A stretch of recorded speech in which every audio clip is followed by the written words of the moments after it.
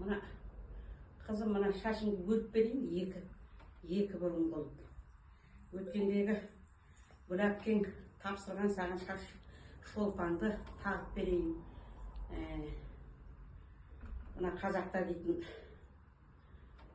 қыздың шашына көп көңіл бөлген, оған әдемі әшекейлік зергерлер алған, қыз баласы бар үй деген кішкентай күннен әшекейлер жинаған, шаштың ұшына байлайтын шолпы деген болған, шашбау деген болған.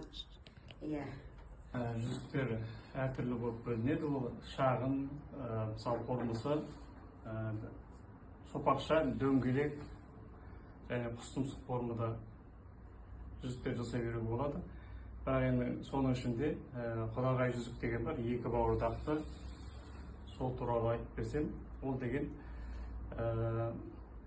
екі құдағайдың бір-біріне деген татулығын білдіретін, сондай үлкен мағынадағы екі елді татуластырғанда, сондай арада құдағайдың құдағайға беретін үлкен сый құрметі болып есептеледі.